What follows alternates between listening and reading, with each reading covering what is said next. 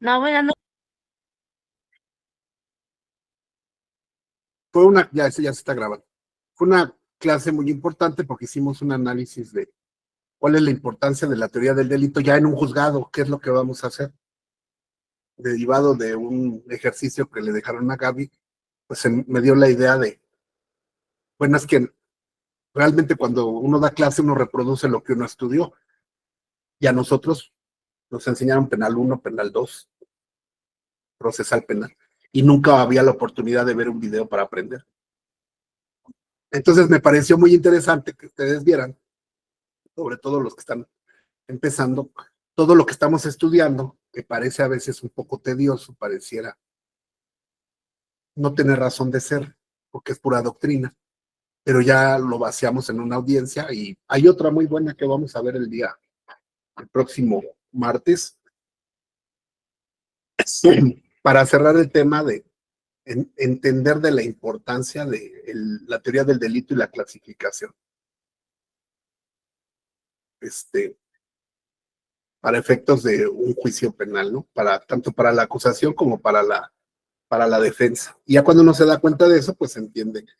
Y les mandé por ahí un material, una tarea con un cuadro que deben ustedes de guardar, porque ese cuadro nunca lo había yo visto, se me ocurrió hacerlo para calificar el delito. Ya vimos cómo el Código Nacional de Procedimientos Penales establece en varios artículos para pedir la orden de aprehensión, para imputar, para vincular, para acusar, para sentenciar. Se tiene que hacer. El dispositivo Bluetooth se ha conectado exitosamente. Se tiene que hacer toda la clasificación que hemos visto. Bueno, hoy nos toca ver Civil 3, los contratos. Estábamos viendo los contratos de sociedad. Vimos que hay una sociedad civil y una asociación civil. Vimos la diferencia entre sociedad civil y asociación civil y sociedad mercantil. Este contrato se hace ante notario, donde varias personas unen sus esfuerzos para algún fin lícito. Vimos cómo se toman las decisiones, lo que es la asamblea, lo que son los socios, cómo votan y cómo se cuentan los votos, las asambleas ordinarias, las extraordinarias. Todo eso lo vimos la semana pasada. De todos modos, cuando ustedes lleguen a tener un asunto de esta naturaleza, pues también hablando de metodologías, pues ustedes no se pueden confiar a su memoria, ¿no? Lo primero que hay que hacer es platicar con nuestro cliente, qué tipo de contrato es el que quiere o qué contrato estoy revisando. Número 2, escuchar al cliente, qué es lo que el cliente necesita, cuáles son sus necesidades, para que nos diga costos, tiempos, duraciones, dudas. Número 3, revisar formatos previamente establecidos como los que yo les he mandado, para darnos una idea. No se nos olvide que los contratos, lo principal en los contratos es el consentimiento, el objeto y la solemnidad. Entonces yo tengo que dejar bien plasmado que se está dejando un consentimiento libre de vicios, que el objeto es lícito, tanto el objeto directo como indirecto es lícito, que se están cumpliendo con las formas que marca la ley. Y entonces después tengo que revisar, ya después tengo que comparar mi contrato con el Código Civil o el Código de Comercio, que se trata. Buenas noches, Jesús, bienvenido a Jesús, a la clase. Por cierto, si alguien pagó sus libros y no le han llegado, avísenme por favor para hacérselos llegar junto con los videos y todo, pero hasta donde yo me quedé, creo que ya a todos les mandé. Si alguien no ha recibido, chequen su papelera, su spam, porque a veces ahí se quedan. Después de que reviso yo el Código Civil, me va a dar más ideas. Ya finalmente le doy descanso un ratito, ¿verdad? Para no estar embotado, y le doy una revisada final al contrato. Ortografía, formato, etcétera, etcétera. No sin antes decirles que pues ahora tenemos algo que no existía en mis tiempos y que son pues los formatos, ¿verdad? Los formatos que ya podemos encontrar en internet, pero que nunca nos podemos confiar a un formato porque puede tener errores. El formato lo único que nos da son ideas. Pero finalmente el Código Civil que habremos de consultar tendrá que ser el de la entidad donde se va a llevar a cabo ese contrato, porque ya sabemos que cada entidad de la República tiene un Código Civil. Tenemos 32 códigos civiles, ¿verdad?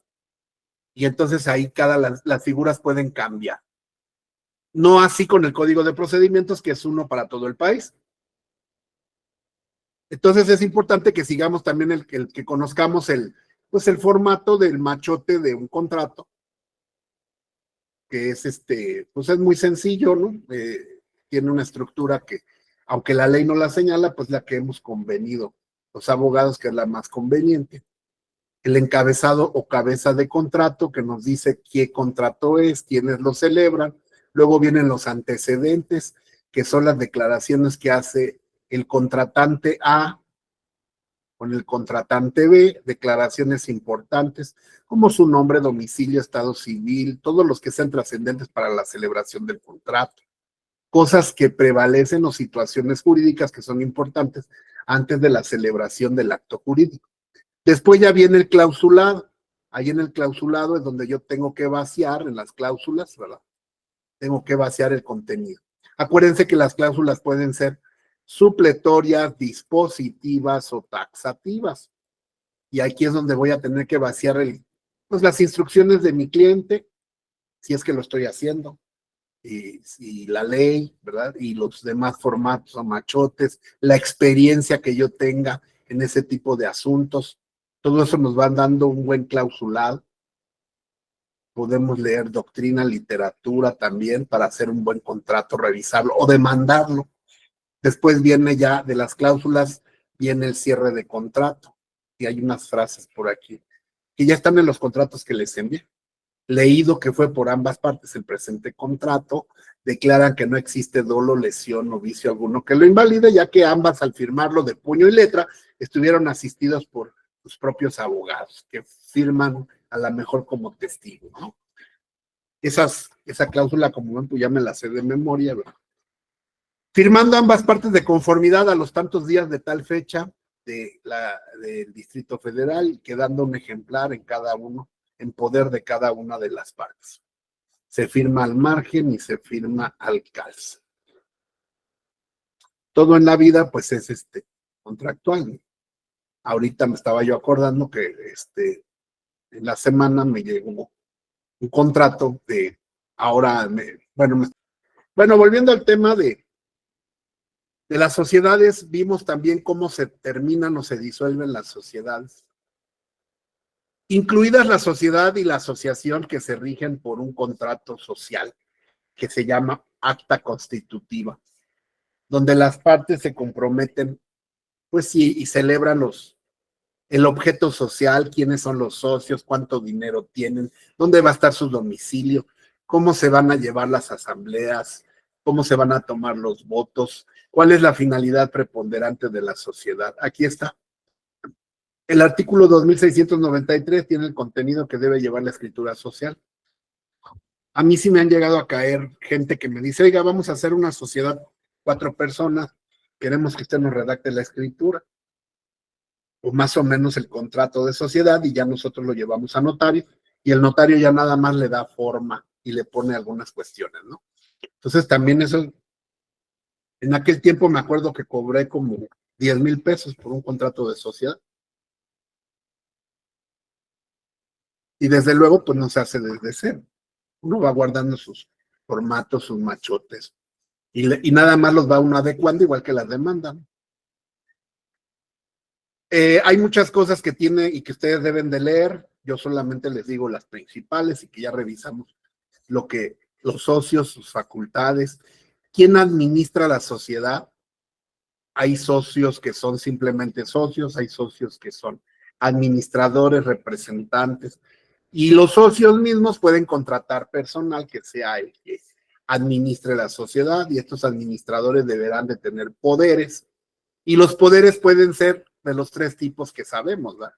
Para actos de dominio, para pleitos y cobranzas, o para actos de administración, o poderes amplios, en fin. Cómo se toman las decisiones, cómo se disuelve la sociedad, artículo 2720, por consentimiento de los socios, por demanda, porque se haya terminado con el objeto social, porque los socios renuncien y liquiden la sociedad, o porque un juez lo ordene. Puede haber establecerse una sociedad por un tiempo determinado y que se prorrogue su duración.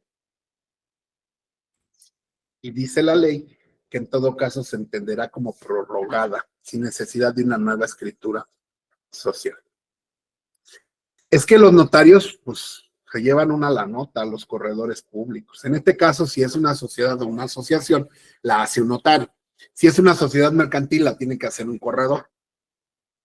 No sé cuánto ande ahorita una escritura. Hija, ¿no te acuerdas o no te fijaste cuánto cuesta más o menos una escritura ahí en la notaría de una sociedad? Yo me quedé que andaban como en 25,000 pesos hace 10 años. Ahorita ya andan a andar como en 50. Pues Ahorita, sí, más o menos como en eso. O sea, yo recuerdo que de todo lo que se hacía, ah, iba después de los testamentos en lo caro, pero muy, muy estirados, un testamento como en 10 y ya los demás, pues sí, sí, como en 50 y para arriba. así es, hija. Les platicaba yo, gracias, hija. Sí, por ahí ha de andar como en 50,000 pesos. Entonces, pues sí es carito, ¿verdad? Entonces, pero sí lo tiene que hacer un notario para que se inscriba en el registro público. Ese contrato sí es formal, porque debe de constar en escritura pública para inscribirse en el registro público y que surta sus efectos contra terceros. Porque cuando te des de alta en Hacienda para pagar impuestos, o como ahorita para contratarme a mí en esta escuela donde voy a estar, pues me piden mi acta de nacimiento, mis títulos, mi currícula, me piden mi RFC, me pidieron una carta, yo no sabía, ya había una carta que se llama comportamiento fiscal, donde Hacienda dice que me he portado bien. Varios documentos para ver que no esté yo debiendo impuestos o que tenga un problema con Hacienda. En fin, ya no nada más se firma y te pago, ¿no? Porque ellos van a pagar del recurso gubernamental y entonces tienen que hacer todo un expediente para justificar el pago de esos recursos y voy a tener que expedirles una factura y todo eso es parte de la transparencia gubernamental, ¿no? No nada más es el contrato que ustedes vieron, sino todos los anexos que va a llevar. Les platicaba que ahorita hay un asunto de una persona que compró en Mazatlán, pero esta persona es una extranjera, es una americana. En las costas, ustedes saben que está prohibido que compren los extranjeros. Entonces compran bajo la figura del fideicomiso. Ya lo habíamos platicado. A la persona aparentemente le dan un usufructo o fideicomiso por 60 años, 100 años o vitalicio. El extranjero no es dueño, es fideicomisario. El fideicomitente es quien le vende. En este caso, creo que el fideicomitente es Bancomer. Resulta que el fideicomisario ya murió. Entonces la esposa del muerto quiere actualizar su fideicomiso. Y entonces pues hay que ir precisamente ante el banco, porque el banco sigue siendo prácticamente el dueño, porque aquí no hay este contrato no es traslativo de dominio, es traslativo de uso. ¿Por qué? Porque lo hacen para evadir el cumplimiento del 27 constitucional. Y el notario les cobra, me estaba platicando mi familiar, que les está cobrando $5,000 por modificar el contrato. Está 20 el dólar, son como 100,000 pesos. Imagínense nada más. Por eso ahorita me acordé de los costos. Y por eso los notarios pues son ricos, ¿verdad? Con un asunto que les caiga al mes, pues ya tienen ahí para mantener la notaría. Por eso cuando los funcionarios dejan de ser funcionarios, pues la manera en la que se retiran es con una notaría. Se otorgan ellos mismos una notaría y ahí ya viven y se hacen ricos. Para ser notario, pues es un círculo muy cerrado y hay que tener, como en todo, influencias y más ahorita. Bueno, la sociedad previo a su disolución, adelante, ¿quién habló? ¿No? Aquí Era anda yo, Consuelo. no, doctor, Sí, nada más dígame. era una ocurrencia. Como ahorita está comentando sobre los notarios, me acordé del que ahorita es polémico, Adán Augusto, pero pues nada más era como un comentario fuera de. Sí, la verdad es que, pues no deja de haber corrupción, no deja de, pues Gaby estuvo en una notaría y pues se tuvo que salir por cuestiones del ambiente, ¿no? Que no era muy adecuado para una dama. Entonces, pues uno pensaría que son muy machistas los notarios. De hecho, a a la ministro Cordero, al exministro Cordero, que fue notario. No la querían hacer notario porque en el colegio de notarios no había baño para mujeres, ese era el pretexto que le pusieron. Y ganan mucho dinero, pero se van heredando el puesto, el notario se lo deja al hijo, y hay mucha corrupción en el tema de notarias. Por eso es que muchas veces las escrituras y todo a veces se pueden atacar, se pueden invalidar, no son muy confiables, porque a decir verdad, sí hay notarios honorables, pero hay otros que no lo son tanto. Entonces siempre hay que desconfiar de los poderes de las escrituras, hay que revisar bien, porque se pueden, el que lo haya dictado un notario no quiere decir que sea inamovible y que no se pueda caer. Por aquí vi a Consuelo, ¿está por aquí Consuelo? Hola, hola, Consuelo, ¿estás por aquí? Sí, profe, aquí estoy. Tú, si no mal estoy viendo, te acabas de terminar tu carrera, ¿no? De licenciatura en profe. Derecho. Pues Apenas. felicidades de parte de todo el grupo. Por ahí vi que tu hija, que fue mi alumna, Michelle, te felicitó y me gustó mucho escuchar que ahí en el video que pusiste, porque eres una madre de familia y no es fácil por las obligaciones, por el tiempo, pero es un ejemplo de que se puede estudiar, ¿verdad? Cuando uno quiere. Y estabas platicando que pasaste muchas sinsabores y que a veces sentías que ya no podías y que bla, bla, bla, ya terminaste. Entonces, pues platícanos un poquito de esto para que los chicos que estén aquí se motiven y sepan que nunca es tarde para prepararse y para estudiar. No, claro, ya ahorita que ya terminamos, porque en mi grupo entramos, para empezar, entramos puras mujeres de 50 más, se llama el grupo de 50 más, porque somos puras mujeres de 50 años en adelante. Mi compañera, la más grande de edad, tiene 72 años, también terminó ahorita la carrera, y pues sí, a lo mejor es un poquito complicado para nosotras como ya adultas responsables de casa, que tenemos que estar pensando en comidas, en los hijos y algunas pues tienen todavía hijos en la escuela y demás, entonces pues siento yo que esa parte para nosotros es un poquito más complicado porque tenemos, aparte de pues, las tareas que nos dejaban los profesores, de trabajos, de estar investigando, de estar pues buscando opciones para, bueno, en mi caso, buscar opciones para poder entender más las materias. Dispositivo Bluetooth desconectado. Sí, porque hay maestros bien manchaditos para las tareas, ¿no?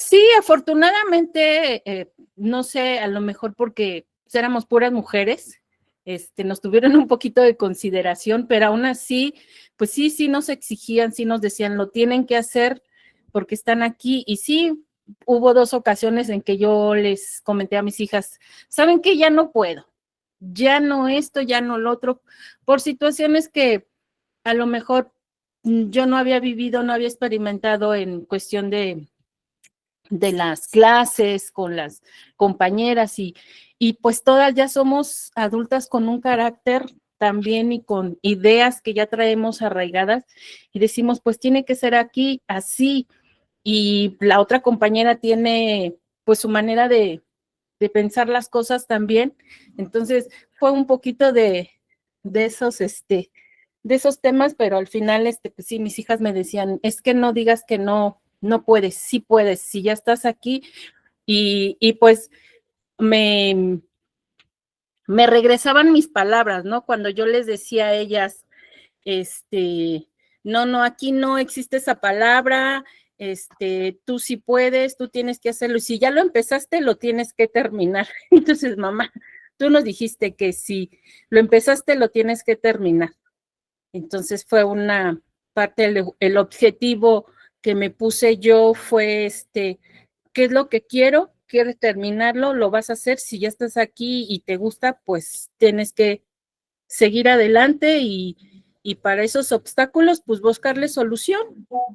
Si no hay solución en este momento, pues para lo que sigue, y cuando haya la solución ya se verá, pero pero pues ya estamos aquí. Pues qué bueno, Consuelo, felicidades, eres un Muchas ejemplo. gracias. El grupo te felicita. Gracias, Y qué bueno que gracias. platicas porque a pesar de que ya acabaste, a pesar de que tienes todo ese trabajo, todavía te das el tiempo de meterte a la clase y Sí, disfrutarla, profe, porque el conocimiento se disfruta, ¿verdad? Y no sí, cualquiera. claro. Además, todos los días se aprende algo nuevo. He aprendido muchas cosas con las clases que usted nos da. Aparte, pues al momento que usted va comentando cosas, sí es esto, sí es lo otro. Entonces, pues para mí es un repaso y pues voy reafirmando más las cosas. Entonces, yo lo veo para mí como un aprendizaje más, que no es malo. Hay muchas personas que no lo toman y no se dan el tiempo para sí mismas, ¿no? Pero yo le digo ahora sí que a los chicos que son más jóvenes que yo, ¿verdad? Que sí, que le echen ganas, que todo se puede, que hay momentos muy difíciles, sí, pero todos tienen solución. Entonces, mientras Claro. tenga solución, lo demás, pues se va acomodando. Además tenemos una carrera hermosa, es apasionante. Yo se lo dije a Gaby porque nunca lo obligué a que estudiara esto, ella quería estudiar otra cosa de arte, muy bonito también, pero después se decidió y le dije, nada más te voy a decir una cosa, no te vas a arrepentir. Aunque Sí, no sea tu claro. carrera, no te vas a arrepentir porque es apasionante. Y aunque no seas abogada, no todos van a ser litigantes. Algunos Sí, serán no. administradores, tendrán sus negocios, como Jesús, que es propietario de su negocio. Otros se dedican a penal, otros trabajan en empresas, otros. No es a fuerzas que litigues, ¿no? Pero si Sí, eres abogado, ya llevas un pie adelante porque a lo que te dediques, incluso a ser ama de casa, ya nadie te ve la cara, porque ya tienes una idea. La sabiduría es poder y nuestra carrera pues es muy hermosa. No podemos decir lo mismo, por ejemplo, pues de los ingenieros, ellos tienen otros conocimientos, pero nosotros además sabemos, pues mucho desde la historia del derecho romano, a la gente, a los abogados se les veía como sabios, porque precisamente le entramos a todo y sabemos de todo, ¿no? Y más de sí, la vida sí, porque tratamos con gente de todo tipo. así Entonces, es. nada más enhorabuena y que sirva aquí hay varias maestras ya como Lucero, ya es maestra, Ofelia, que también ya tienen tiempo litigando y no tendrían necesidad de estar aquí, pues, gastando su tiempo, pero lo hacen porque el aprendizaje se disfruta, es bonito. Claro. Sí, Antes, sí, cuando iba sí. uno a la escuela, pues decían, ojalá y no haya clases, ojalá y el maestro no venga. Y cuando ya se acaban las clases, les decía yo a los alumnos, ahí andan como la Llorona, ahí andan penando, ay, mis clases, y cuando había clases no querían entrar. Apagado. Pero así es la vida. Después se Sí, da uno claro. cuenta que nunca se acaba de aprender, Sí, ¿no? y siempre hay que estar abierto pues a la enseñanza, al aprendizaje. Yo también sigo estudiando y así es la vida. Felicidades, Consuelo. Y Muchas bueno, gracias. de parte de todo el grupo, aquí te están Muchas aplaudiendo gracias a todos. todos. Sí, sí, muchas gracias a todos. Les agradezco. Gracias. No Gracias. tenemos la canción de pero bueno, avienta su.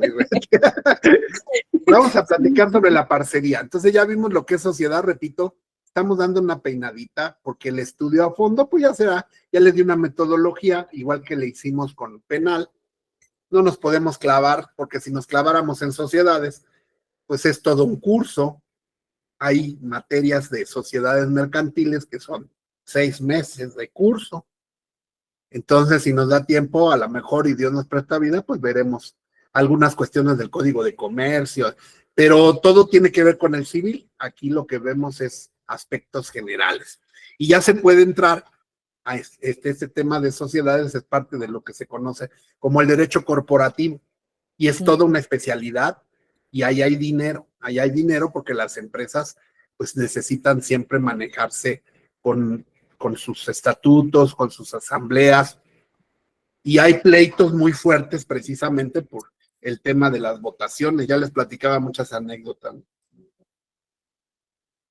La parcería, ya habíamos platicado de la parcería. Así se le llama a un contrato donde una persona presta sus tierras o sus ganados a otra persona que se compromete a cultivarlos, a fin de que al final se repartan los frutos de la forma en que convenga. La parcería es un contrato Ya no hemos clasificado, pero ya ustedes pueden clasificar. Ya pueden clasificar contratos. Háganlo ustedes como ejercicio y si tienen alguna duda me dicen. Pero la parcería tiene la característica de que es un contrato aleatorio. A diferencia de los contratos conmutativos, donde uno desde que contrata sabe a lo que se compromete, los contratos aleatorios como la parcería son contratos que están sujetos a una condición futura de realización incierta.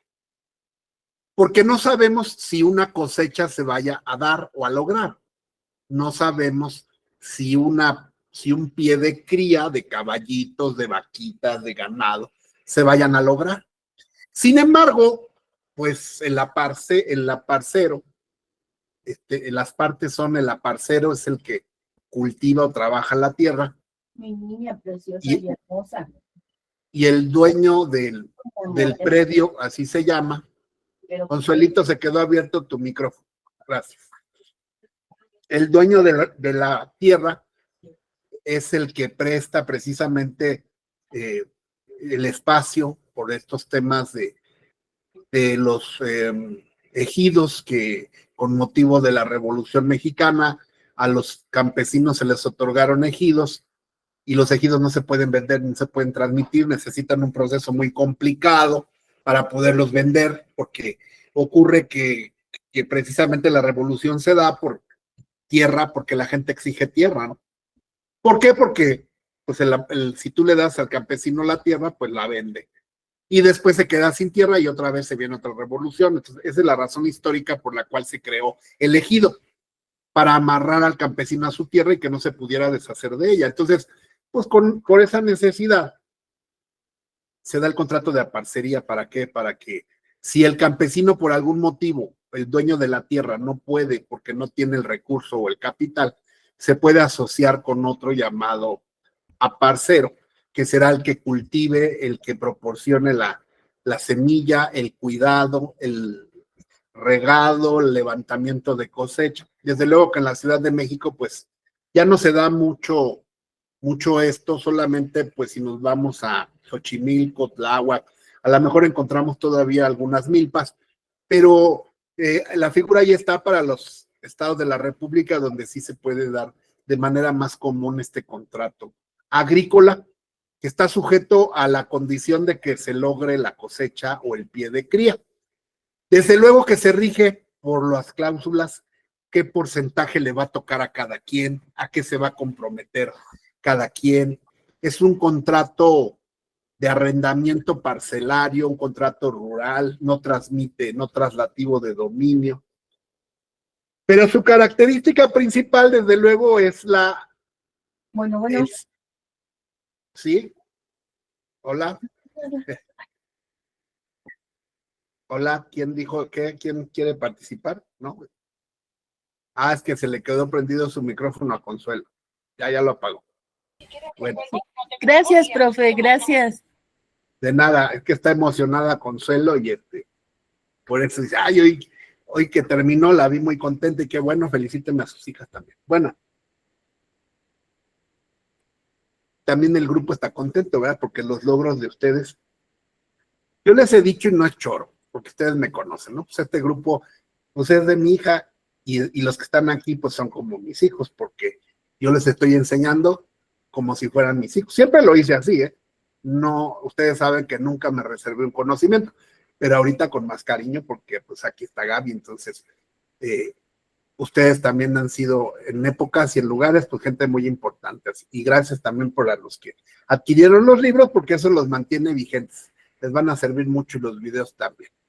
Bueno, si se pierde la cosecha, ¿qué va a pasar? ¿Quién va a poner el trabajo? ¿Cuánto va a poner? ¿Quién va a poner los fertilizantes? Aquí hay varias reglas. Sin embargo, lo que tenemos que aprender a distinguir son las cláusulas taxativas, las dispositivas y las supletorias. Por ejemplo, el artículo 2757 es una cláusula taxativa. 2757 taxativa dice, será nulo el convenio en el que todas las pérdidas que resulten por caso fortuito sean por cuenta del aparcero de ganados. Está prohibido entonces poner en un contrato que si se mueren todos los caballos o todas las vacas o todos los cerditos, el que asume la pérdida, pues es uno de los dos, ¿no? Se pueden morir por una infección, se pueden morir por un aguacero, se pueden morir por alguna situación. Entonces aquí el artículo está diciendo que se deben de repartir en caso de que se pierdan todos los ganados, se deben de repartir igual las pérdidas, porque sería ilegal decir que uno de ellos sería el que asume toda la pérdida. Eso no se puede poner en un contrato donde diga, bueno, en caso de que se muera el ganado, me los tienes que pagar todos. No, porque se trata de un caso fortuito. Si se mueren porque les dejé de dar de comer, entonces yo soy responsable como aparcero o cuidador del ganado. Y entonces yo tendré que pagarle al dueño del ganado los daños y perjuicios, desde luego. Pero si se mueren por caso fortuito o fuerza mayor, a ver, no sé, no me acuerdo si ya les di este tema. Caso fortuito y fuerza mayor. ¿Alguien sabe la diferencia? Sí, doctor, fue a mí. El caso Adelante. fortuito, o sea, no estaría obligado a pagarlo. ¿Y en la fuerza mayor?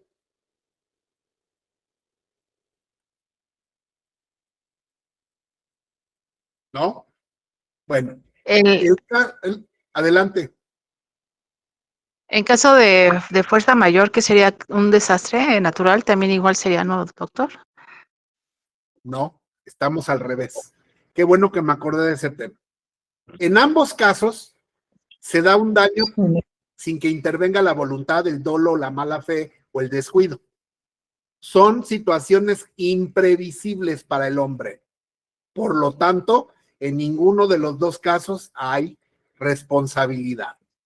Y las partes tienen que asumir su pérdida porque no, cada uno con su golpe, como dicen, ¿verdad? En la medida de lo que participaron. No, tampoco, Jesús. Perdón, licenciado. A ver si no estoy equivocada. Caso fortuito es un acontecimiento del hombre, que provoca la pérdida, pero sin haber sido previsto. Por ejemplo,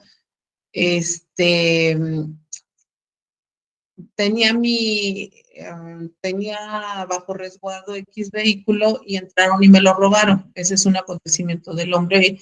Yo tuve a mi alcance todas las posibilidades para resguardar un vehículo, pero sin embargo entraron y lo robaron. No sé si sea eso un caso fortuito. Bueno, estás perfectamente al revés. Dentro de Está la muy bien, pero al naturaleza. revés. Sí. Ay. Bueno, entonces hay que distinguir. Doctor, La fuerza doctor, lo que pasa- mayor es un Lo que pasa- acontecimiento. ¿Sí? Perdón, ya lo interrumpí, doctor. Lo que pasa es que el contrato de parcería estamos hablando de otro, eso es un contrato diferente, ¿no? Sí, pero de todos modos, esta figura es la misma. Estoy hablando de la fuerza mayor o el caso fortuito. La diferencia es la siguiente. El caso fortuito, por eso hay que aprenderse las definiciones, a veces un poquito de memoria. Es un acontecimiento futuro de carácter incierto, no previsible y proveniente de la naturaleza, que causa pues una consecuencia y hace que una obligación se extinga sin responsabilidad. La nota característica que lo distingue es que proviene de la naturaleza. Temblores, inundaciones, epidemias, ¿sí? Y el otro es un acontecimiento futuro de realización incierta derivado de la actividad del hombre o del ser humano. Ejemplo de la fuerza mayor,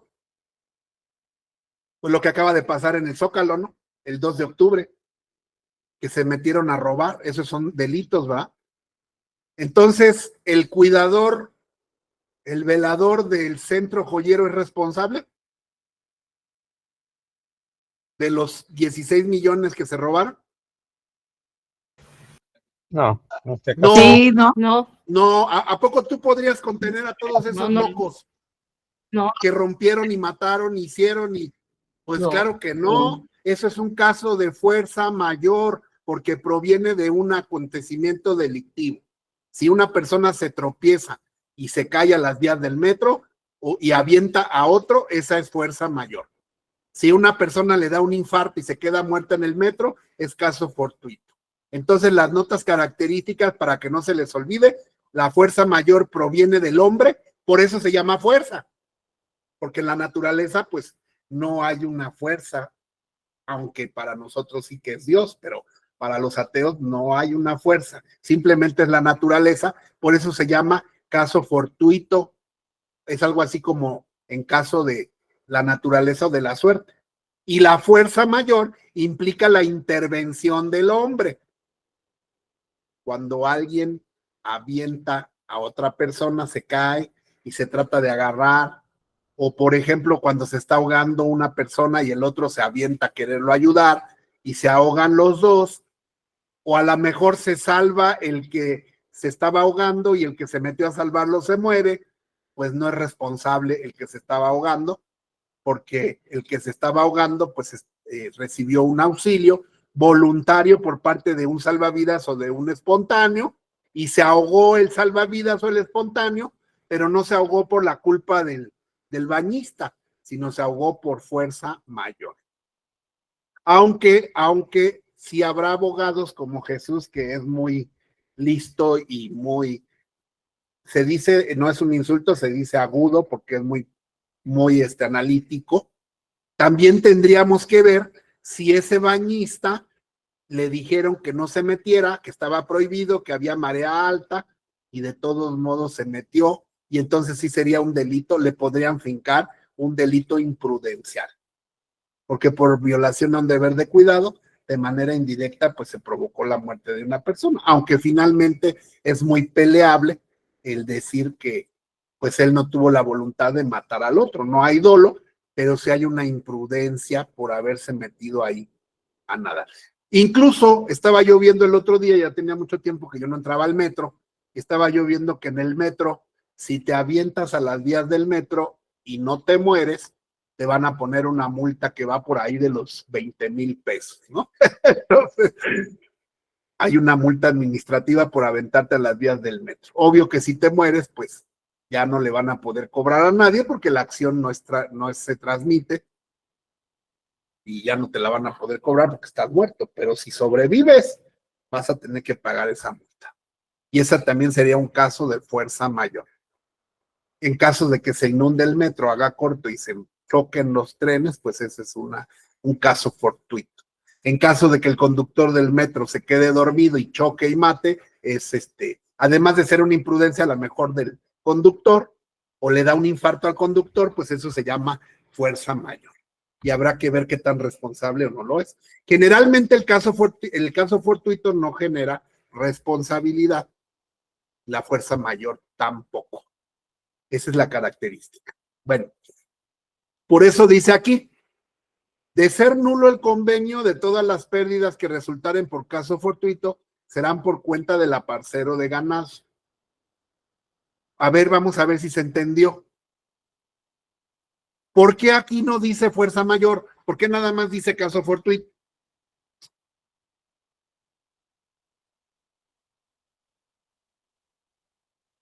Si casi siempre van. ¿Por qué no está previsto? Adelante.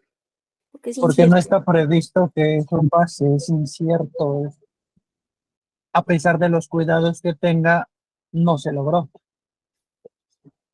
Exactamente, porque si le pusiéramos fuerza mayor, estaríamos haciendo responsable al aparcero, al que está cuidando al ganado.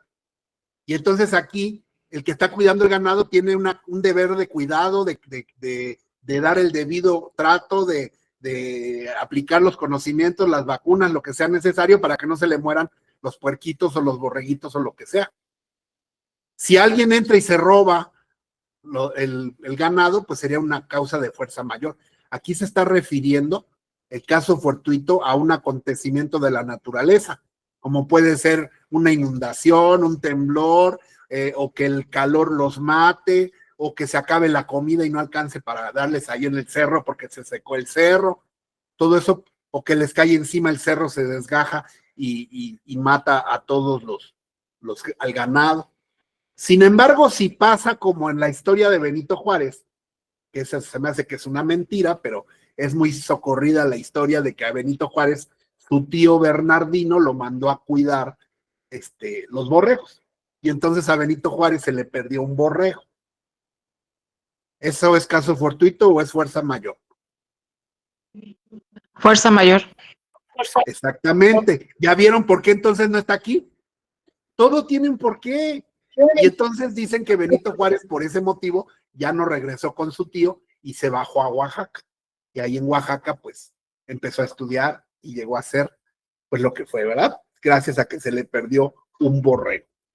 Los acontecimientos fortuitos y la fuerza mayor cambian nuestras vidas. Yo estoy aquí con ustedes y Gaby está con ustedes por un caso fortuito, que fue la caída de mi escuela en el año 1985. Con el terremoto del 85 se cae mi escuela y yo me vengo a vivir acá a la zona oriente. Acá en la zona oriente me cambio a una secundaria. En esa secundaria de acá conozco a una amiga que me presenta a su mamá de Gaby. Entonces, si yo no se hubiera caído mi escuela, corte B, Gaby no existiría.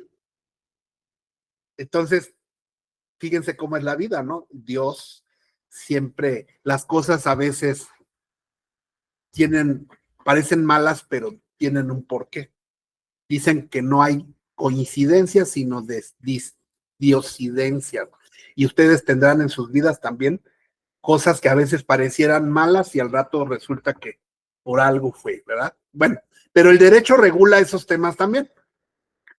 Ahora, estos contratos se regulan por los usos y costumbres, porque los temas de cultivo, ganados, todo eso, pues tiene mucho que ver qué tipo de ganado sea, en dónde se está haciendo, todo eso los jueces deben de hacerse llegar de la información necesaria que las partes les proporcionan sobre los usos y costumbres en ese tema, ¿no? Nosotros no sabemos mucho de agricultura ni de ganados, pero entonces nos tenemos que asistir ahorita de doctor Google, ya podemos acudir, por ejemplo, en un tema de aparcería de ganados para poner las cláusulas de qué se encarga uno el otro, cuánto dura un ciclo de cultivo para saber cuánto tiempo le voy a prestar la tierra, cuánto se acostumbra a pagar, por ejemplo, a mí me dicen, oye, ¿cuánto puedo cobrar de renta?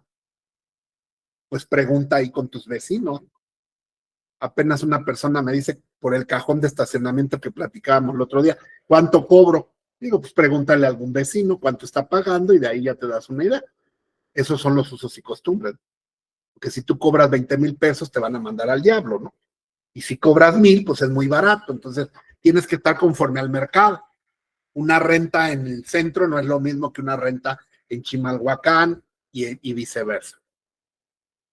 Entonces, empiezan los contratos aleatorios. Otro contrato aleatorio se llama el juego y la apuesta. El juego y la apuesta generan obligaciones civiles. Son contratos, cuasi contratos. Cuando yo compro lotería, me late, juégale, pégale y llégale. Todos esos sorteos que están permitidos por la Dirección de Juegos y Sorteos de la Secretaría de Gobernación están permitidos porque existe una ley federal que se llama Ley de Juegos y Apuestas. Es una ley federal que quienes no la conozcan, pues léanla, está muy interesante. Son cosas que casi uno no lee. Además de que en México este tipo de sorteos a gran escala, como la lotería, aquí está, se llama Ley Federal de Juegos y Sorteos. Esta ley es la reglamentaria que rige, pues, sorteos que a veces se hacen a gran escala, repito, como la lotería, como el melate, como el avión que rifó López Obrador y que nunca se lo entregó a nadie y que se clavó el dinero de los boletos, etcétera, ¿no? Bueno, pero si tú no eres presidente, entonces no puedes hacer eso porque te van a demandar, ¿verdad? Porque genera una obligación.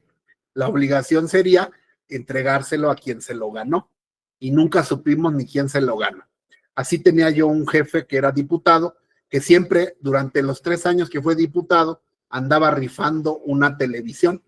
Y se fue de la diputación y nadie se sacó la televisión. Y la rifaba cada 3 o 4 meses cuando se le acababa el dinero. Y los boletos los teníamos que comprar igual que le hizo López Obrador. Todos los asesores y sus empleados teníamos que comprar boletos si no nos corría. Y así le hacen al gobierno. A todos los obligaron a comprar boletos para la rifa del avión, los obligan a comprar este tipo de cosas. Pero bueno, esas son cosas de la vida. La ley federal surte en todo el país. Y se quedan prohibidos en los términos de la ley los juegos de azar y los juegos con apuestas. Solo se permite el ajedrez, las damas, el dominó, boliche, bolos, billar, carreras de personas, de vehículos y de animales. Y en general toda clase de deportes. Bueno, habría que ver el tema de los animales, ¿verdad? Bueno, que yo sepa, no se han prohibido las carreras en el hipódromo, pero a cómo van las cosas, pues al rato. Por ejemplo, el tema de la tauromaquia, pues es una cuestión de, pues es un juego porque se apuesta. Los gallos, todas esas cuestiones, pues están prohibidas, pero se llevan a cabo. A veces en algunos lugares se ha discutido y la Suprema Corte ha determinado, porque los que celebran eso se han amparado, dado que es una cuestión de la que viven, en fin. Aquí en México estuvieron prohibidos los casinos. Hasta el año 1990 estaban prohibidos, eran ilícitos los casinos. Ahorita sabemos que ya están permitidos, todos hemos visto casinos que operan y que ahí vemos a la gente como loquita, ¿no? Metiendo su dinero y que siempre pierden, ¿no? No al nivel que en Las Vegas, pero ya hubo reformas y quien se encarga de esto es la Secretaría de Gobernación. Si quieres abrir un casino, hay 17 artículos en esta ley que se tendrán que observar junto con los reglamentos correspondientes. Y también cualquier juego que genere un delito, pues es un juego prohibido. Por ejemplo, la bolita en la calle, pues es para cometer fraude. Sin embargo, si tú juegas a la lotería o juegas a un juego permitido o le entras a un sorteo que no esté prohibido por la ley, ese juego genera una obligación civil. Se llama cuasicontrato porque la obligación de cumplir por parte de que celebra el juego depende de un acontecimiento futuro de realización incierta, que es la fuerza mayor. Por ejemplo, el número de la lotería, las bolitas que ponen ahí a dar vueltas. Esa es una cuestión aleatoria. Entonces, el que tú compres un boleto no te da derecho a cobrar el premio. Lo único que te da derecho es a participar en el sorteo. Y si sale sorteado tu número, entonces surge la obligación del vendedor precisamente de pagarte. Sin embargo, hay ciertas reglas donde se pueden ustedes topar. Yo, la verdad, nunca me he topado con una demanda de estas, pero podría ocurrir. Hoy día sí podría ocurrir. Porque el artículo 2767 dice, el que pierde en un juego o apuesta que no estén prohibidos, ergo te vas a meter a un casino y te quitan hasta los calzones, porque eso es lo que pasa para las personas que tienen una enfermedad que se llama ludotopia, o no sé cómo se llama esa enfermedad de que se te vuelve un vicio el juego. Y empeñas tu casa, le dices te pago con mi casa y firmas un contrato y hasta entregas las escrituras, podrías demandar la nulidad de esa apuesta. Si demuestras que esa casa es lo único que tienes. Pero eso se tendría que hacer en un juicio. Y además tienes 30 días para demandar esa nulidad. Dice el artículo 2767, el que pierde en un juego o apuesta que no esté prohibido, queda obligado civilmente. Por el contrario, el que pierde en un juego o apuesta prohibido, no queda obligado civilmente. Esa es la interpretación a contrario sensu, extensiva y analítica del artículo 2767, que es lo que hacemos los abogados. Es lo que no saben hacer ahorita los de la 4T, que le pusieron una cláusula retroactiva a la ley de amparo, cuando la retroactividad está prohibida por el 14 constitucional, cuando es en perjuicio, cuando es en beneficio, si se permite, por la operación que yo estoy haciendo, que es una interpretación analógica a contrario sensu. El texto expreso, eso ya lo vimos cuando vimos introducción, pero hay alumnos nuevos. La técnica jurídica nos dice que aquí hay un texto expreso. El que pierde en un juego o apuesta que no estén prohibidos, queda obligado civilmente. Eso es lo que dice la ley de manera expresa. De manera tácita, lo vamos a convertir. El que pierde en un juego o apuesta que esté prohibido, entonces sería no queda obligado civilmente. Esa es una operación de la lógica. Ahora bien, si tú perdiste en un juego que no está prohibido, la obligación se vuelve civil con tal de que la pérdida no exceda de la 20ª parte de tu fortuna. Entonces, si alguien apostó hasta los calzones, está prohibido que pierda todo.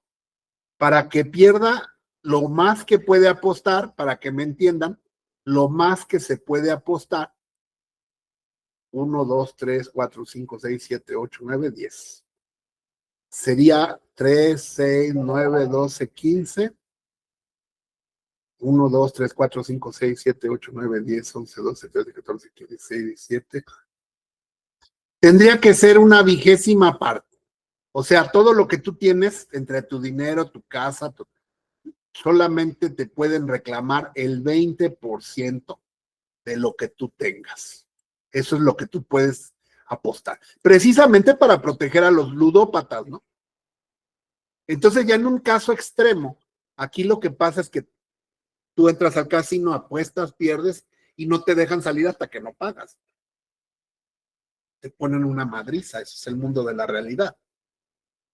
Pero eso, si esto trascendiera a un juzgado y me pidieran mi asesoría como abogado, pues podrían demandar la nulidad y la devolución del dinero porque le quitaron todo. Entonces van en contra del artículo que estoy comentando.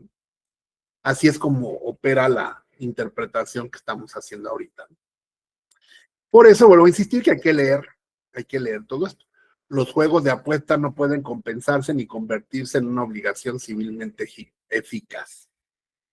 La deuda de juego de apuesta prohibido no puede compensarse ni ser convertida por novación en una obligación civilmente eficaz.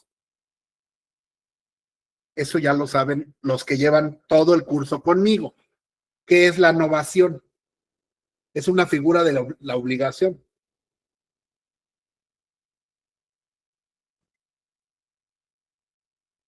A ver, o más sencillo. ¿Quién me explica el artículo? Vuelvo a leerlo. La deuda de juego o de apuesta prohibido no puede compensarse ni ser convertida por novación en una obligación civilmente eficaz. A ver, ¿quién me lo explica? Eso ya deberíamos de saberlo porque ya llevamos obligaciones.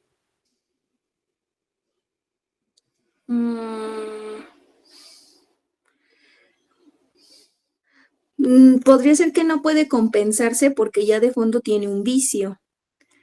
Y si hay un vicio, ¿cómo voy a validar algo que no es lícito? Pero explícanos con un ejemplo que es compensarse, porque si no, los que no saben quedan igual. Ok. Mira, este es un consejo, y no es para criticar ni para regañarlos. Ya les dije que son mis hijos, con ese cariño se los digo. Nunca contesten una pregunta con la misma palabra que les están preguntando. Me explico. Y yo también a veces lo hacía, ¿no? Pero aquí estoy para apoyarlos, con cariño se los digo, ¿no? Estamos formándonos todos, ¿no? ¿Qué es una deuda de juego? Y entonces yo contesto, pues es lo que se debe por jugar. Pues quede igual, ¿verdad? Entonces traten de que cuando contesten no utilicen las mismas palabras porque entonces no se resuelve la duda, ¿no? Licenciado, perdón. No te estoy regañando, qué bueno que pase para que yo les explique, porque ahí es donde te das cuenta que alguien puede argumentar o no, ¿verdad? Entonces, todos cometemos errores, tenemos esos, yo también, pero a mí alguien me enseñó. Si yo no les enseño, pues Gracias. nadie les va a enseñar, ¿no? Bueno, Gracias. entonces, la respuesta, a ver, ¿ya no hay nadie? Sí, a ver, licenciado, si no me equivoco y si me equivoco, pues me corrige, si fuera tan amable. Bueno, compensar para empezar, pues en este supuesto tengo una obligación que sí es válida con una obligación que es derivada de un acto o un hecho ilícito, en este caso una apuesta prohibida. Entonces, ante este supuesto, una es válida y la otra es derivado de una apuesta que está prohibida y entonces no quiero emplear la palabra compensar, pero no puedo sustituir una por la otra para extinguir una obligación. Ahorita veo su ejemplo, por ejemplo, si me deben 500 pesos derivado de un préstamo y en un juego o apuesta sale una obligación de 250, pues no puede entonces reducir la deuda de los 500 a 250, que es la diferencia, porque una es válida y la otra no. Muy bien, maestra. Está bien para usted y la compañera que antecedió. Qué bueno que hablen, que participen. No se exige que sean sabios porque por eso están aquí. Yo tampoco lo soy. Así que es tener el valor de intentarlo. Porque así va a ser en los juicios orales. En los juicios orales el juez no les va a estar diciendo, a ver quién quiere participar. Ahí te van a decir, a ver, tiene el uso de la palabra, ¿no? Entonces, felicidades a los que se atreven. Aquí hay dos conceptos. Primero, vamos a separar todo para entenderlo. Vamos a aplicar la metodología del aprendizaje. Tenemos una deuda de juego. Esa deuda de juego proviene de un juego prohibido. Entonces, primero tengo que buscar cuál es el juego prohibido para ver si está prohibido. Luego dice, no puede compensarse. La compensación es una figura que ya la vimos cuando vimos obligaciones.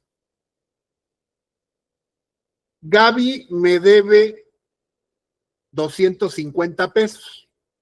¿Sí? ¿Por qué? Porque le entregué los libros y no me los pagó. ¿Sí? Ya le mandé los libros a Gaby y no me los pagó.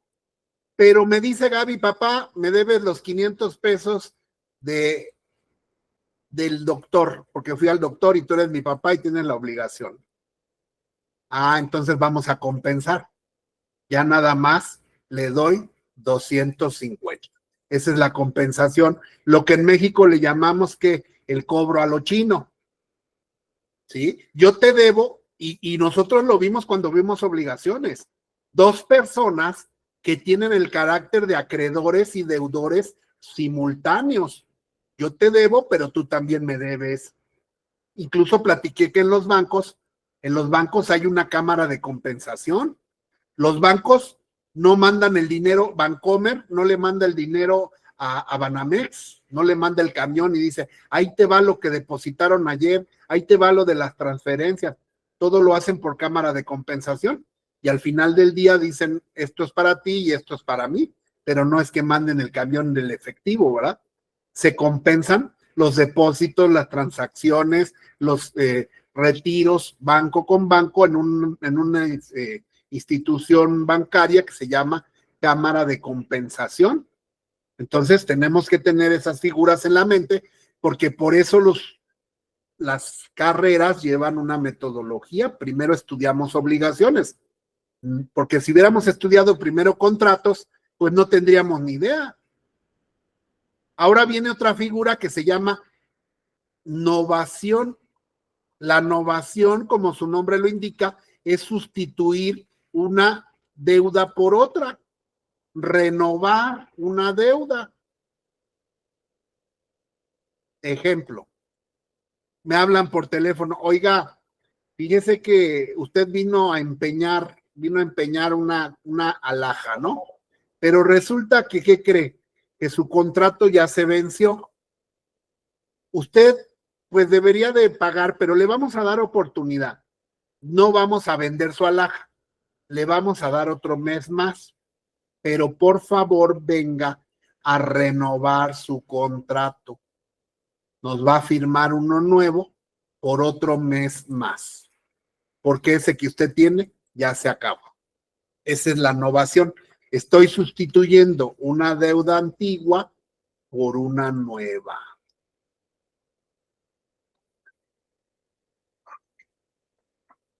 Incluso yo alguna vez lo llegué a utilizar como una estrategia ya en la práctica para recuperar una deuda, ¿no? Una persona, creo que era de la Merced, un vendedor de la Merced de artículos de cocina, que ahí son miles de pesos lo que venden, era acreedor de otro vendedor al que le pasó una mercancía y esa mercancía no se las pagó. Era mucho dinero en ese tiempo. ¿Qué les gustan? Como unos 100,000 pesos de hoy día. Me muestra los pagarés y los pagarés ya habían prescrito, ya habían pasado más de 3 años. Y en otros casos peor porque ni siquiera había o los perdió o se los robaron. Ahí los dos casos me pasaron. Total que mi cliente tenía una fotocopia de sus pagarés. Cuando todavía no existía el delito de cobranza ilícita o ilegítima, porque ya les dije que ya no se puede ir a cobrar así porque te pueden meter a la cárcel, tienes que hacerlo judicialmente, pero hace 20 años no existía eso. Entonces yo fui con mi amigo, el otro abogado Alejandro, fuimos a ver al deudor y le dijimos, mire, nos manda su acreedor, usted debe 100,000 pesos, aquí está la copia de los pagares. No lo queremos demandar. Es más, mi cliente le va a dar chance otro año o 6 meses. Le vamos a dar 6 meses más para que pague. Pero fírmenos unos nuevos pagares. Y ese fue el gancho. Y se la tragó. Dijo, órale, sí va. Y entonces cambió una deuda que ya estaba prescrita, la novó o la renovó por una nueva. Y entonces ya después a los 6 meses, sí perdimos 6 meses, le tuvimos que regalar 6 meses. En otro caso creo que hasta se le condonó dinero, pero se renovó la deuda y se recuperó porque ya no existían los documentos o ya habían prescrito. Todas esas figuras nos pueden servir para esto que les acabo de explicar, que se llama ingeniería legal, ¿no? Son las chicanas, que no siempre son malas, porque aquí no estábamos haciendo algo ilícito, sino que simplemente pues estábamos tratando de hacer efectivo un crédito que ya se había vencido, que no había comprobante, y la gente firmó, renovó la deuda. Eso se llama novación y está en el Código Civil y hay que aprendérselo. Y llevamos media hora explicando un artículo de 2 renglones, pero para que vean ustedes cómo no es fácil ser presidente de la Suprema Corte, ¿verdad? Estas cosas, ¿ustedes creen que esos ignorantes las van a saber? Ni idea, ni idea. Bueno, ahora sí vamos a interpretar completito el artículo. La deuda de juego o apuesta prohibido no se puede compensar. A ver quién me lo explica ahora sí. Primer enunciado. La deuda de juego prohibido no se puede compensar. ¿Quién me lo explica con un ejemplo?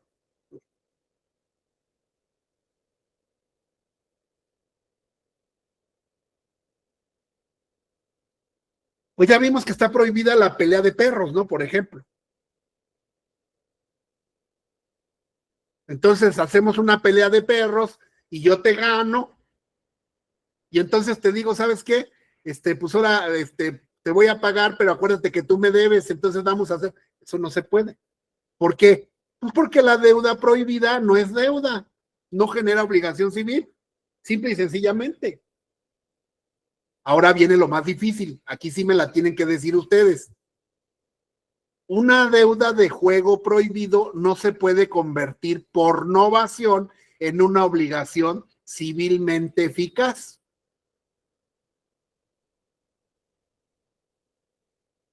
A ver, ¿quién dijo yo? Adelante. Con Sí, el buenas mismo noches. ejemplo. Ok, Adelante. en este caso, usando el mismo ejemplo, no puedo decirle, ok, pero me vas a firmar unos pagarés donde te Claro, comprometas en saldar la deuda. Eso claro, sería contrario a este artículo. claro. Ya te gané la pelea de perros, eso está prohibido por la ley, pero no vamos a hacer un contrato donde diga que te gané por la pelea de perros, ni te voy a vender boletos que hablen de la pelea de perros. Me vas a firmar un pagaré y el pagaré te lo voy a cobrar porque es civilmente eficaz. Entonces el abogado que le toque llevar este asunto va a tener que demostrar en juicio con testigos, documentos, videos, con todo lo que se pueda, que ese pagaré viene de una pelea de perros. Y entonces va a pedir la nulidad del pagaré con fundamento en el artículo 2768. ¿Dudas? Esa es la técnica jurídica que requiere conocimiento de las figuras, ¿verdad?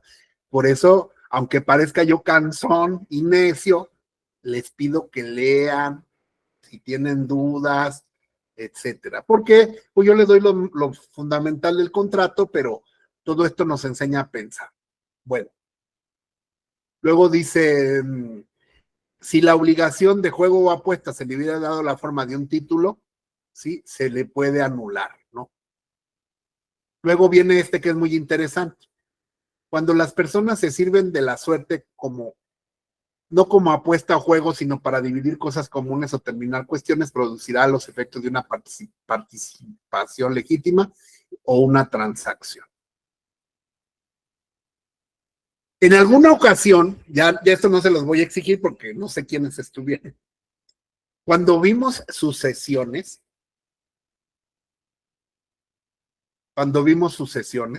vimos el derecho del tanto.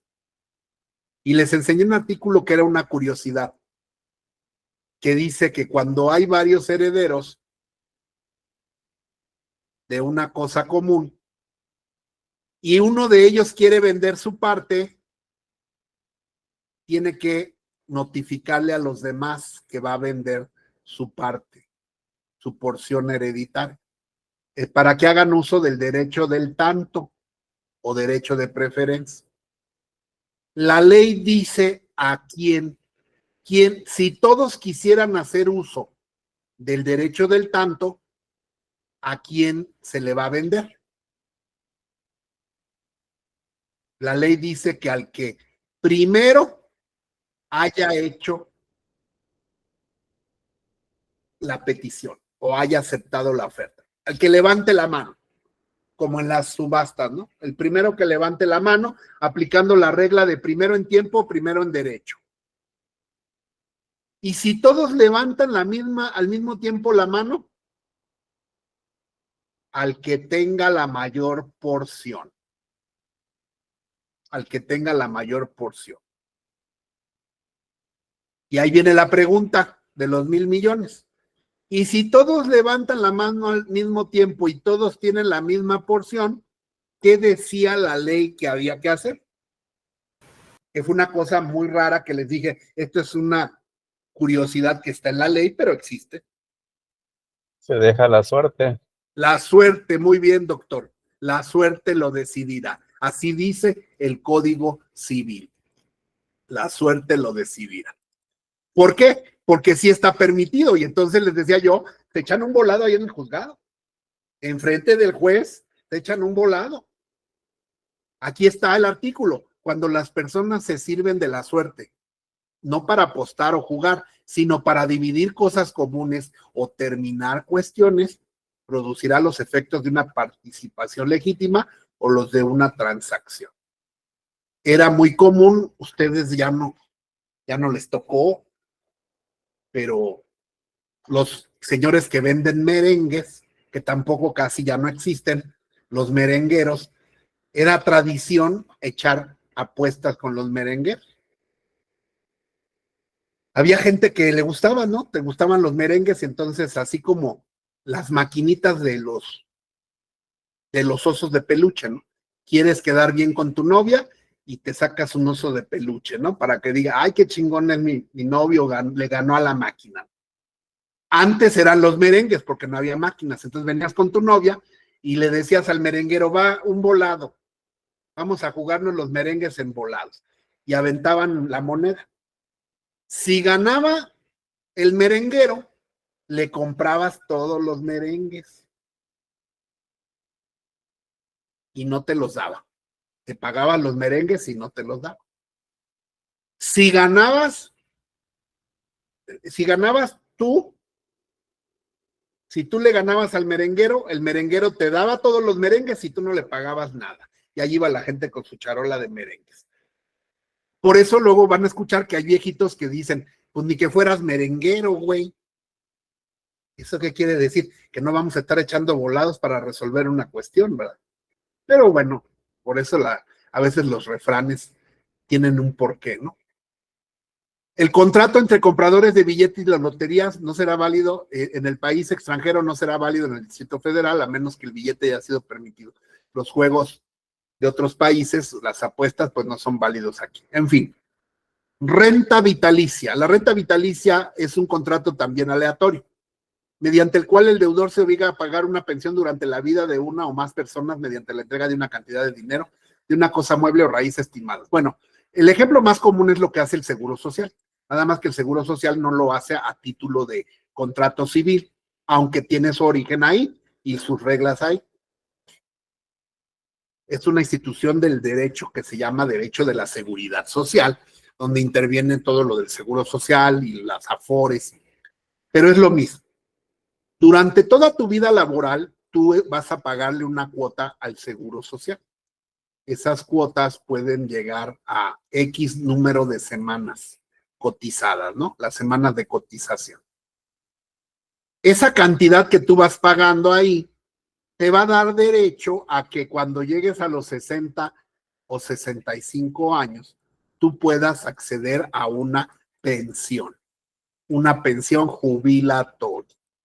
Esa pensión jubilatoria es una renta vitalicia, porque va a durar todo el tiempo que tú vivas. Mientras vivas, mensualmente vas a recibir tu pensión.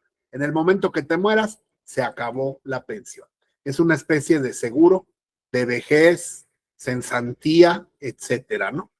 Aquí, aunque es un poco distinto el fondo porque es una cuestión civil, sí se puede hacer de manera civil.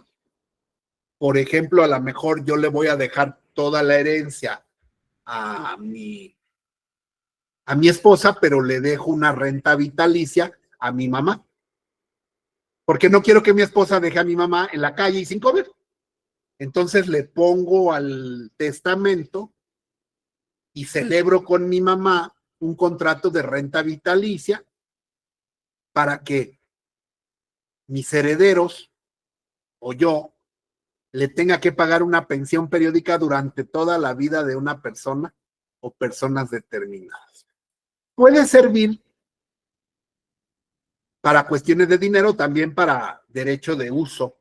Le puedes prestar por toda la vida un cuarto, una pieza, una casa, un lugar donde viva.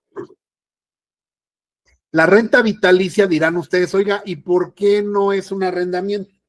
Porque aquí no se paga renta. Este contrato es gratuito. El artículo 2775 establece que la renta vitalicia es gratuita. Yo te voy a dejar una pensión o una renta, pero no porque tenga obligación, ni porque te vaya yo a rentar algo. Tú no me vas a dar nada. Yo me comprometo respecto a ti a darte esa pensión por el tiempo que vivas. Y por lo tanto es un contrato intuitu personae. ¿Qué quiere decir intuito personae? Que no se lo vas a dar a cualquiera, sino lo haces en atención a la persona.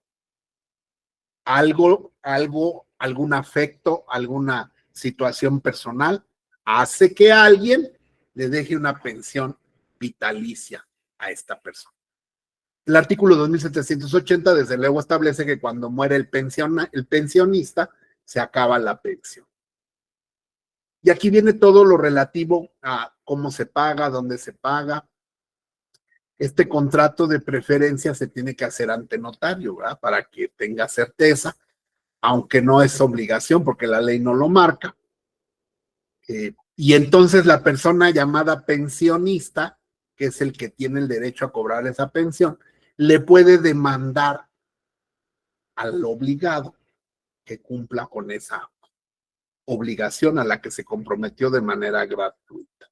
Y también hay cuestiones como la cuestión, por ejemplo, pues de los alimentos. Ahí no es vitalicia, pero esa proviene de la ley. La obligación alimentaria no proviene de un contrato, proviene de la ley. Y la renta vitalicia proviene de un contrato, de un acuerdo de voluntad, donde alguien decide dejarle una pensión. Léanlo, por favor.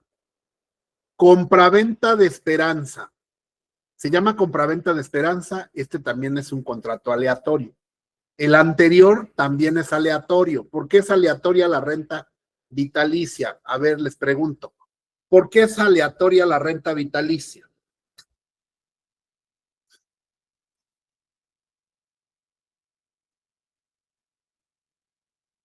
Alius quiere decir suerte, quiere decir incierto, quiere decir futuro. ¿Por qué es aleatoria la renta vitalicia? Porque no sabemos cuándo se va a morir la persona. Depende de un acontecimiento futuro de realización cierta, pero no sabemos cuándo. Por eso es aleatoria, porque cuando tú das la renta, no sabes si la persona va a vivir 60, 70, 80 o 100 años. Por eso el Seguro Social toma en cuenta el nivel para hacer los cálculos de las pensiones y de todo el riesgo y demás, pues cuánto está viviendo la gente, ¿no? Hay maestros que no dejan de dar clase y los llevan a dar clase, creo, o funcionarios de la SEP con su silla de ruedas de 80 años. ¿Por qué? Porque no se quieren jubilar, porque si se jubilan, dejan de ganar 40,000 pesos y les pagan 15, ¿no? Y entonces la familia ahí los lleva para que sigan trabajando, no se jubilen y sigan cobrando 40,000 al mes. Eso me lo platicó una maestra que trabaja en el sindicato de la SEP, ¿no? Pero seguramente cuando la 4T se dé cuenta de eso, los va a jubilar a Wilson para que no estén haciendo esas chicanadas. Porque una persona de 80 años, ¿qué va a hacer en una oficina? Nomás está ahí robando oxígeno, ¿no?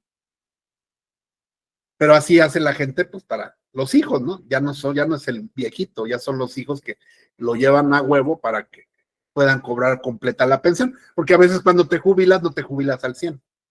Por ejemplo, si yo me jubilo a los 60 años, me va a tocar una pensión por decir algo, de 70%. Si me espero a los 65, me toca el 100%. Pero así como van las cosas, ya no creo llegarme a los 60, ¿no? Entonces dices, pues mejor venga, ¿no? Lo poquito que sea, pero venga. Todo esto se regula por la probabilidad, por la suerte, por el riesgo. Ambas partes corren riesgo, ¿verdad? Yo de que llegue a los 60 y me muera y ya se quedó ahí todo el dinero, bueno, se lo devuelven a los herederos una parte. Le queda una pensión a tu esposa o a tus hijos menores de edad. Pero en caso de que no los haya, pues ahí se pierde, ¿no? La pensión. La compraventa de esperanza, entonces, es un contrato de cuya realización depende de la existencia de una cosa. Pero aquí interviene la aleatoriedad, es decir, esperanza quiere decir que no existe la certeza. Hay que distinguir la compra de esperanza de la compra de cosa esperada. Son dos cosas distintas.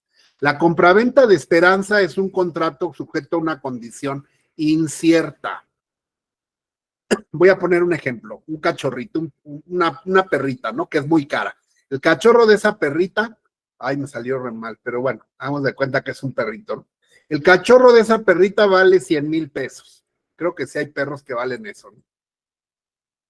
Y entonces esta cachorrita está embarazada. Entonces yo le digo al dueño de la perrita, te voy a comprar ese cachorro y te doy 50,000 pesos, asumiendo yo el riesgo de que el perrito o el cachorrito nazca o se muera o nazca viable. Esa es la esperanza. Y desde luego tiene una ventaja. ¿Cuál es la ventaja? Que lo voy a comprar a mitad de precio, porque yo estoy asumiendo el riesgo de que nazca o no. Porque si me espero a que nazca el cachorrito, entonces va a costar 100,000 pesos. Ya voy a tener la certeza porque va a estar vivo, ¿verdad? Pero ya no me va a costar 50, me va a costar 100,000. Entonces no sé si se entiende la utilidad de la esperanza, ¿no? La esperanza te da un mejor precio, pero también te da un riesgo. Igual cuando compras un animal, una cosecha o algo que no sabes si va a existir porque no depende de la voluntad de las partes, depende de un acontecimiento futuro de realización incierta. Por el contrario, la compraventa de cosa esperada es cuando ustedes ahorita, por ejemplo, los libros, ¿no? Los libros que ustedes me hicieron favor de comprar, esos, yo les dije, esos libros se los voy a mandar por correo a quienes los compren. Y esos libros ya existen, o si no existieran, yo tendría la obligación de hacerlos para entregárselos a ustedes, ¿verdad? Porque eso no es, yo no les dije, si algún día escribo un libro, se los voy a vender de una vez. Mis libros valen 250 pesos, pero ahorita denme 100. Denme 100 y les juro por Diosito que si algún día escribo un libro, se los doy. Pues nadie va a comprar nada. Pero esa sería una compraventa de esperanza, porque depende del futuro.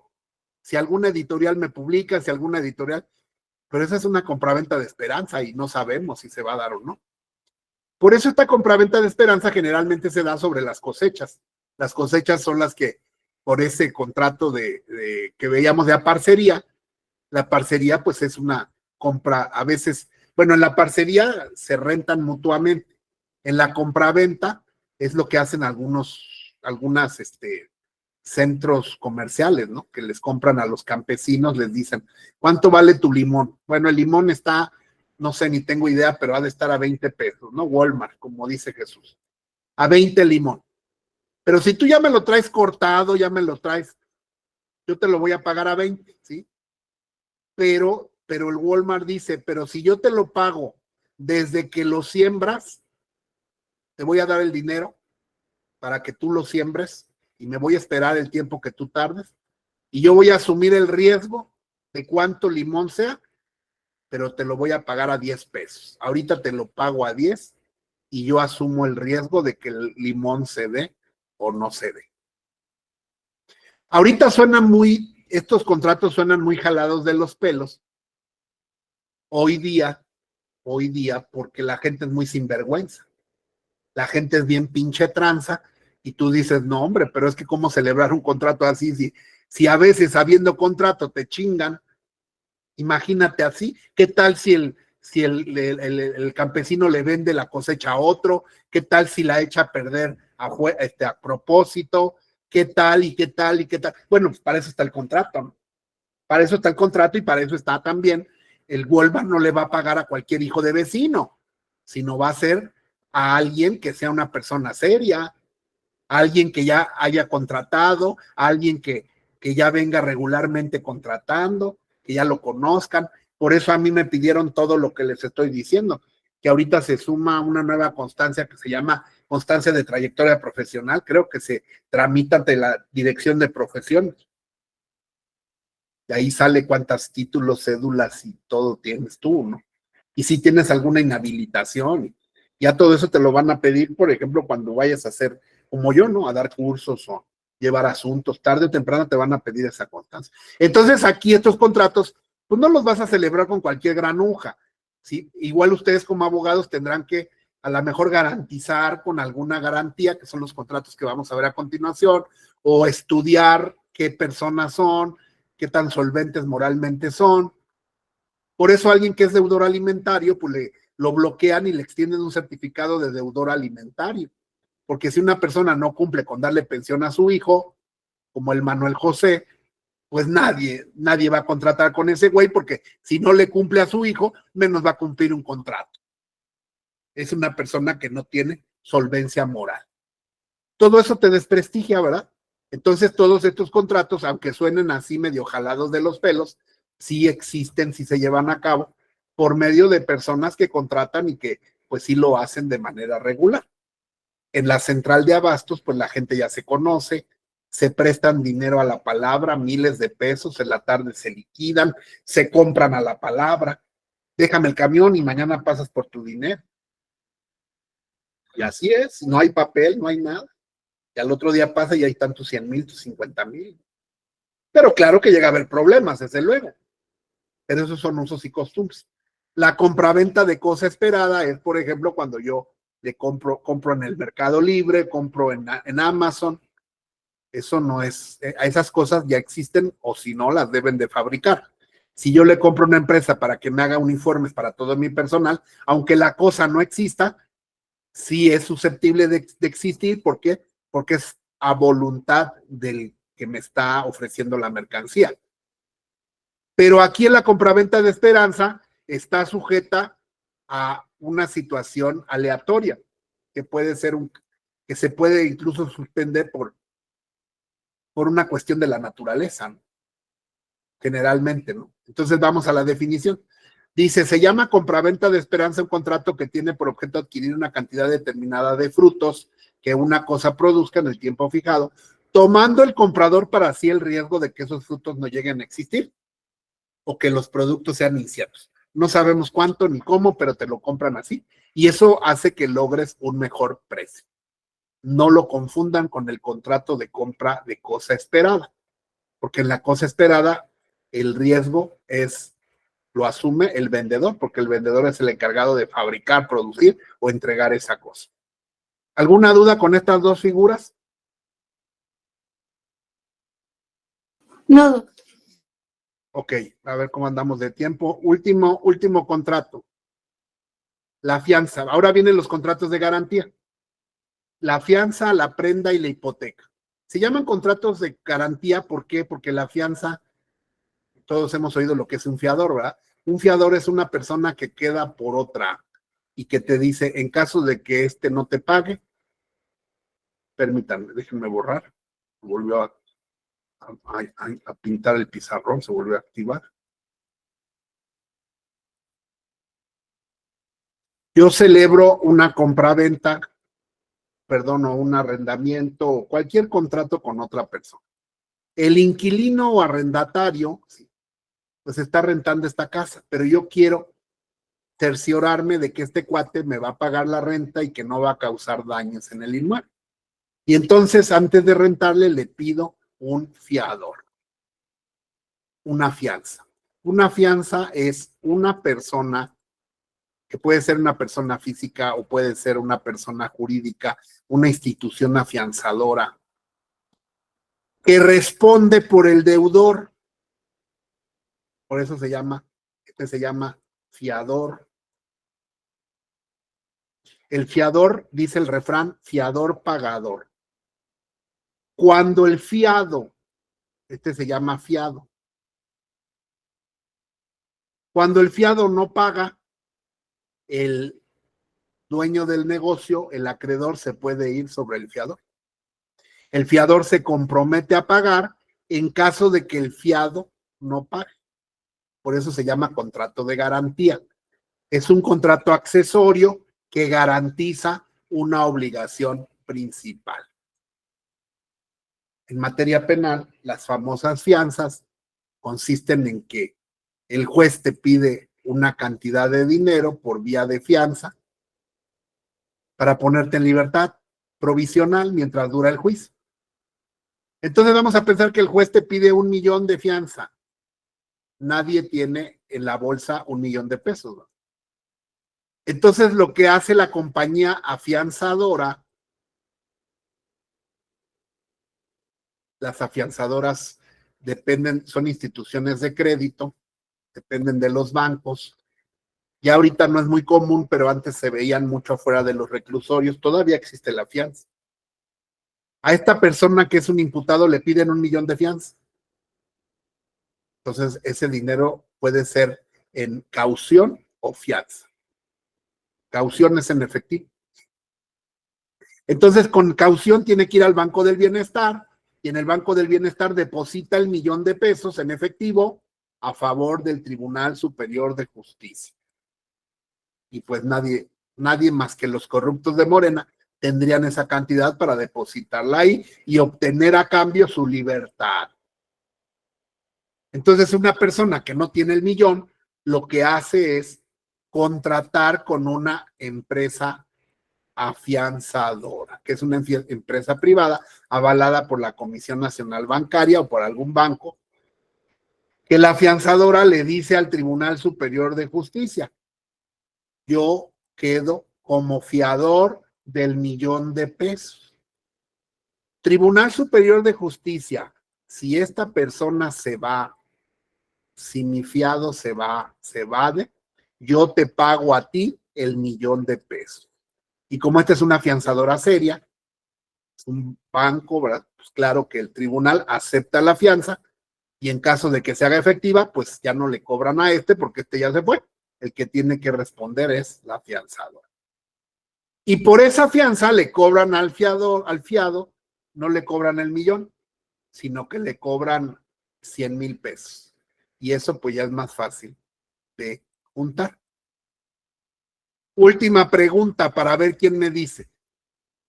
Los que son litigantes ya lo saben, pero los que no son litigantes, por favor.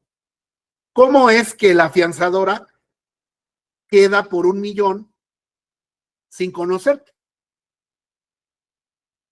¿Quién dijo yo? Tú nada más le das 100,000. Es el costo por quedar por ti.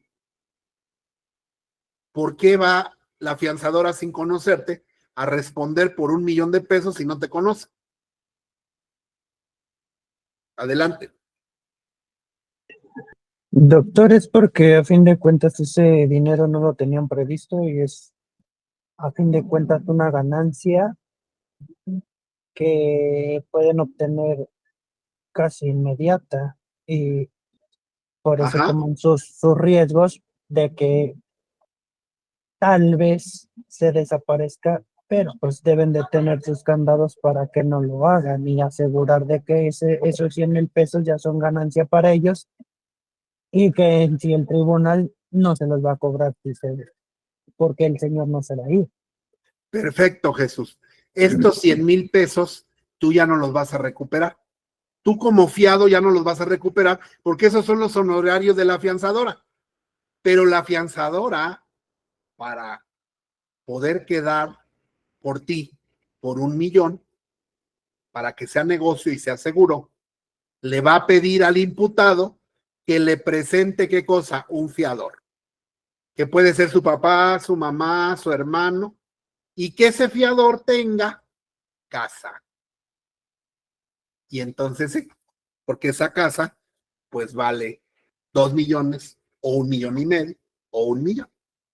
Y entonces sí, la afianzadora de 1,000 amores queda, porque tu hermano va a firmar que en caso de que tú te vayas, la afianzadora le paga al tribunal el 1 millón de pesos y le embarga la casa a tu hermano o a tu mamá que quedaron como fiadores. Te piden una garantía que es una escritura y el propietario tiene que ir a firmar esa fianza.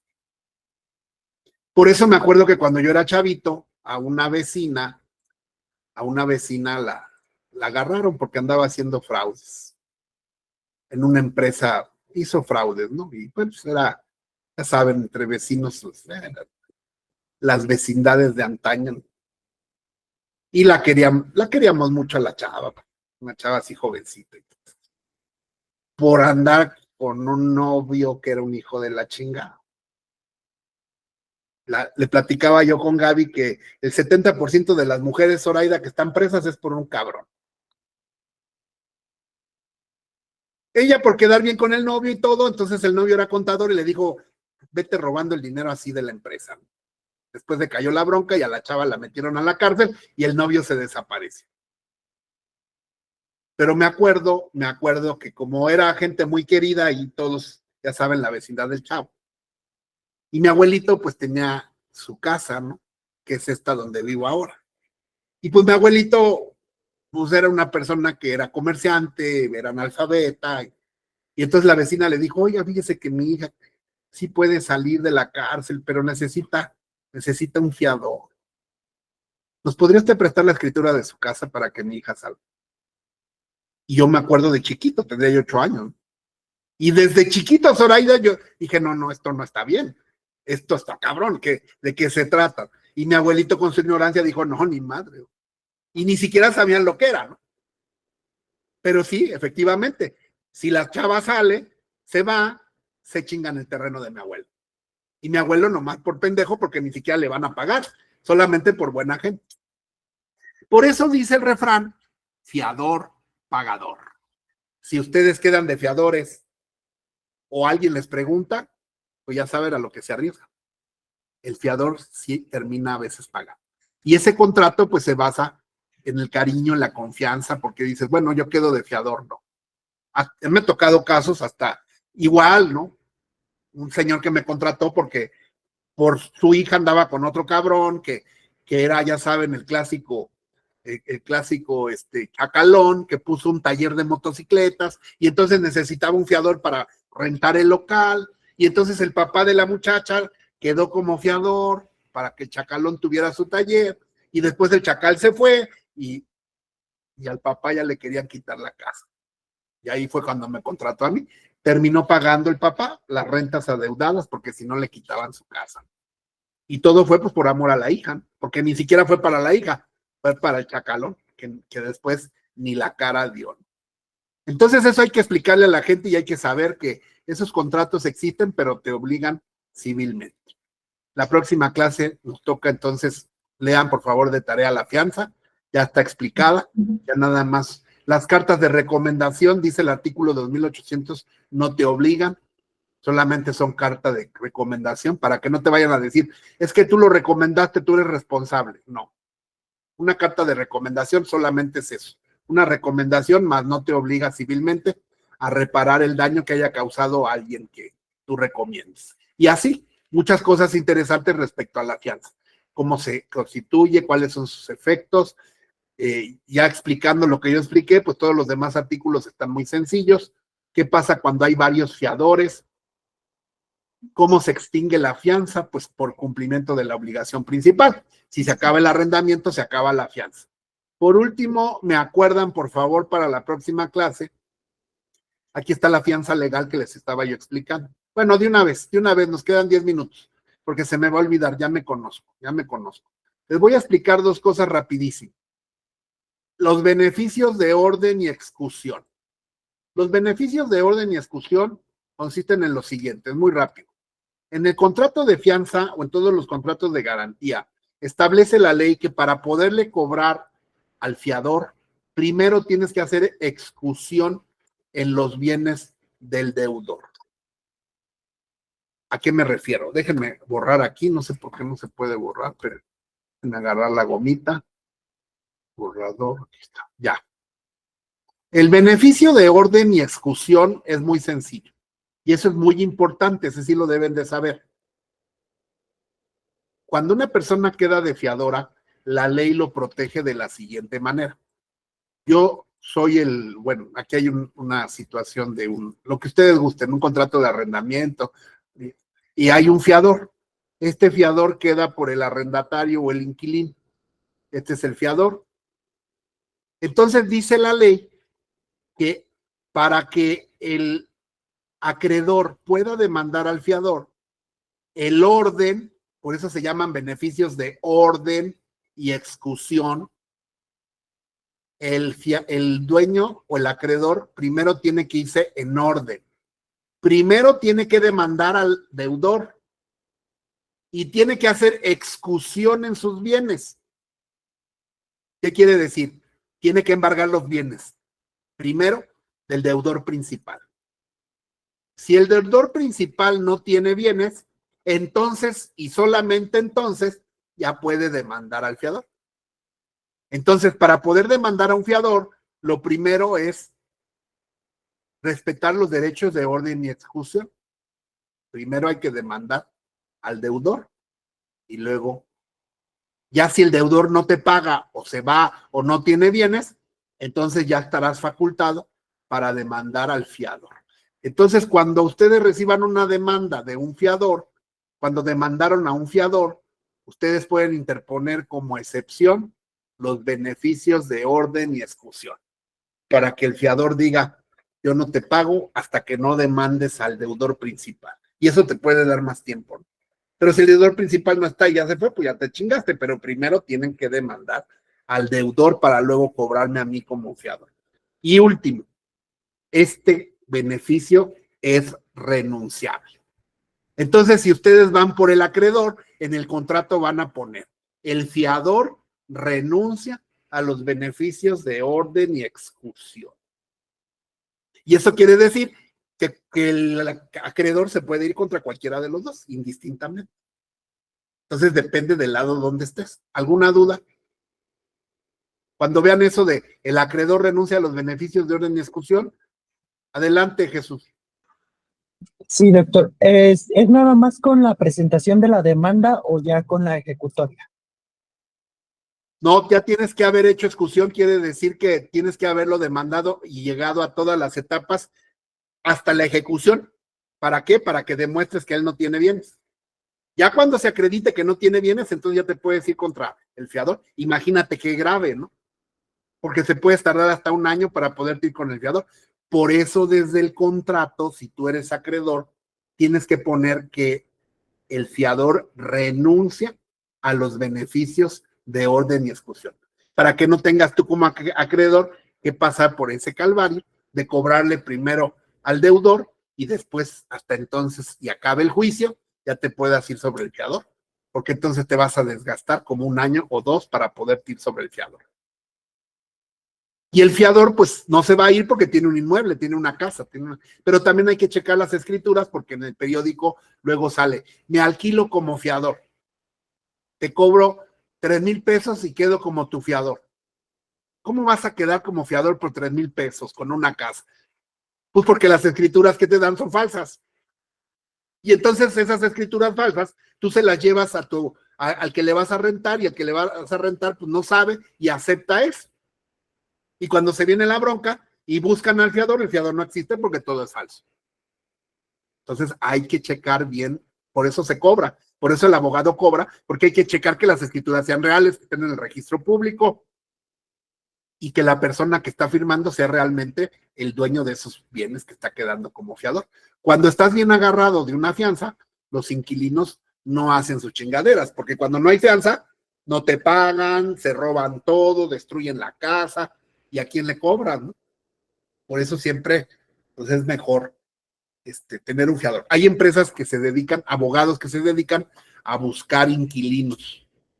Tú tienes una casa, tú no eres abogado, no quieres líos, contratas a esa empresa, que pueden hacer ustedes una empresa así, y ustedes revisan, seleccionan los inquilinos, les cobran, los demandan, y de ahí, ¿cómo cobran esas empresas? Si la renta es de 10,000 pesos, los abogados se llevan 2,000 pesos. 2,000 por todo, encontrar inquilinos, hacer contrato, ir a cobrar la renta, demandar, pero si te toca un buen inquilino, pues ahí vas a tener una rentita de 2,000 pesos cada, y si hablamos de rentas de 50,000, vas a tener 5,000, y esas empresas son como abogados que pensaron en eso y dan como una asistencia legal gratuita por un pago de iguala mensual o el cobro de una renta.